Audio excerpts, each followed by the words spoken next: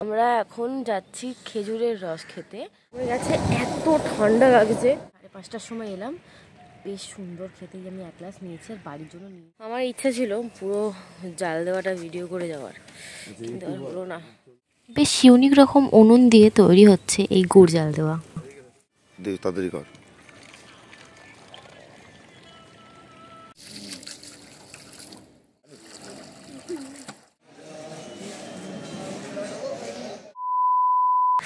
Hi everyone, good morning.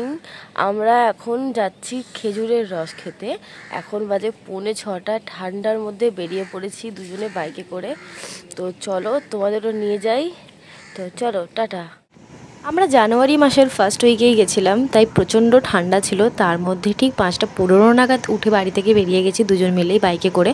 ও তো প্রতি বছর যায়, কিন্তু আমার কাছে এটা একদম নতুন এক্সপিরিয়েন্স, তাই আমার তো বেশ মজা লাগছিল। ঠিক অন্ধকার থেকে হালকা হালকা আলো উঠতে শুরু করে দিয়েছে, আর যখন আমরা ওখানে পৌঁছেছি মোটামুটি ভালোই আলো উঠে গেছে। বেশ সুন্দর লাগলো এই অনুভূতিটা। আমার হাত পা অলরেডি জমে গেছে, এত ঠান্ডা লাগছে। তার মধ্যে বাইক চললে তো প্রচণ্ড ঠান্ডা লাগে। আমার গলা দিয়ে যেন কথাই বেরোচ্ছে না। ওরে বাপরে। আমরা জাস্ট এই জায়গাটা গিয়ে থমকে গেছিলাম। ওখানে অনেকজন দাঁড়িয়ে ছিল, কিছু একটা করছিল।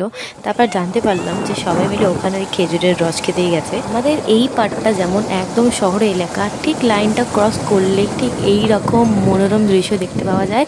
আর আমার তো মনে হচ্ছিল আমি গ্রামে চলে এসেছি। বেশ ভালো লাগলো। ওখানকারই একজন লোকাল আমাদের গাইড করে দিয়েছিল যে আরেকটা জায়গায় যাও, সেটা একটু দূরে, কিন্তু সেখানে খুব ভালো খেজুরের রস পাওয়া যায়। আর ফাইনালি আমরা লোকেশনে চলে আসতেই দেখতে পেলাম যে এরকম ড্রাম ড্রাম ভর্তি ভর্তি খেজুরের রস চলে এসছে মাঠের অনেক দূর থেকে। আর এখানে কিন্তু খেজুরের রসও যেমন পাওয়া যাবে, তেমন এই খেজুরের রসকে জাল দিয়ে গুড় তৈরি হবে। সেগুলো ভেবেছিলাম ভিডিও করব পুরোটা, কিন্তু আনফর্চুনেটলি পুরোটা ভিডিও করতে পারিনি। তাই যেইটুখানি ভিডিও করে এনেছি সেটুখানি তোমাদের সাথে আমি দেখাচ্ছি। প্রথমেই তো ওরা রসটাকে ছেঁকে নিচ্ছে একটা নেটের সাহায্যে, কারণ যেহেতু ওভারনাইট ওই হাঁড়িটার মধ্যে থাকে আর অনেক রকম পোকামাকড় পড়ে যেতে পারে, তাই ছেঁকে নেওয়াটাই ম্যান্ডেটারি। ওরা সেটাই করছিল। আর প্রথমে তো আগে ওরা গুড় জাল দেওয়ার জন্য কিছুটা রস তুলে নিয়েছিল। তারপরে অনেকেই আমাদের মতো এসেছিল যারা একদম ডাইরেক্ট খেজুরের রস খাবে বলে। এই খেজুরের রস কিন্তু বেশ পেট ঠান্ডা করে। তার সাথে আরেকটা জিনিস মাথায় রাখতে হবে, এটা যদি আমরা অনেকক্ষণ রেখে দিই তাহলে ফার্মেন্টেশন পদ্ধতিতে এটা কিন্তু আবার তাড়িতে পরিণত হয়। আর তাড়ি কিন্তু একটা নেশা জাতীয় জিনিস, যেটা অনেকেই খায়, কিন্তু আমরা সেসব জিনিস একদম খাবো না। আমার কিন্তু সব থেকে ইউনিক জিনিস লেগেছে, সেটা হচ্ছে এই জাল দেওয়ার পদ্ধতিটা। উনুনটা তো বেশ ইউনিক, কারণ যেই জায়গাটায় জাল দেওয়া হচ্ছে ধোঁয়াটা কিন্তু ঠিক অন্য জায়গা থেকে বার করার একটা সিস্টেম তৈরি হয়েছে।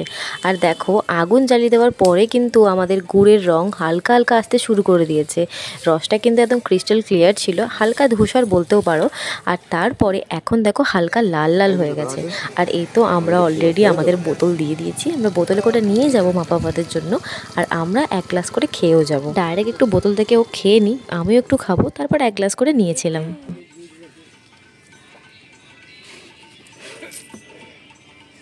ভালো ভালো।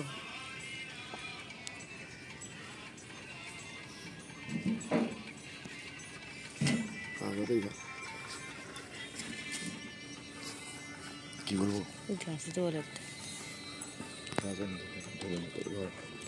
ভিডিওটা অন আছে। ধোঁয়া জ্বালা দিয়েছে, দেখ তাড়াতাড়ি কর।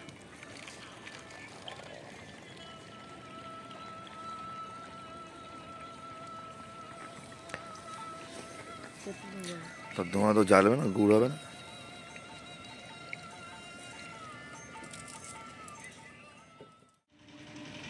খুব ঠান্ডা, বেশ ভালো লাগলো।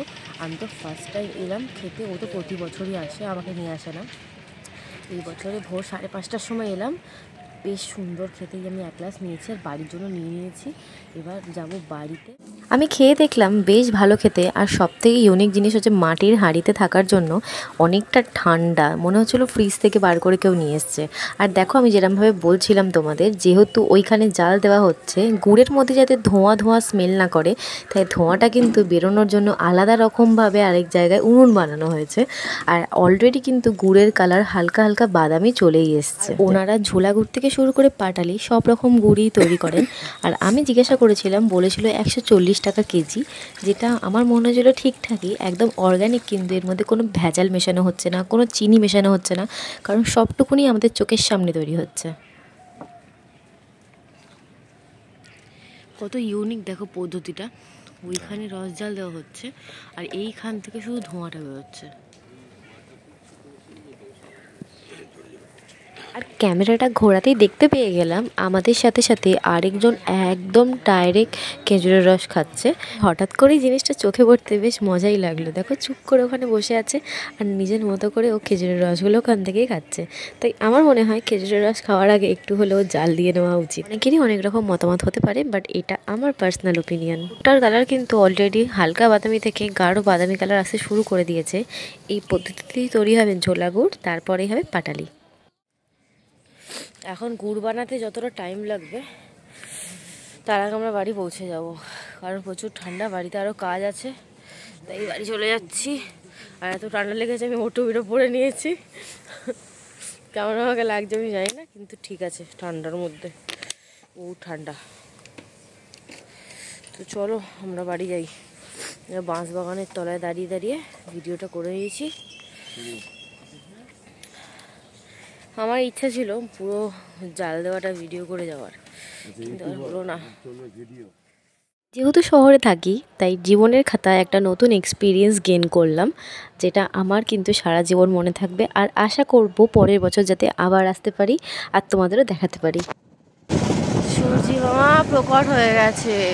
এবার আমাদের বাড়ি যাওয়ার পালা। আর ব্লগটা এখানেই এন্ড করলাম। তো তোমাদের সাথে দেখা হবে আরেকটা অন্য কোনো ব্লগে। ততক্ষণ তোমরা সবাই খুব ভালো থেকো অ্যান্ড টাটা।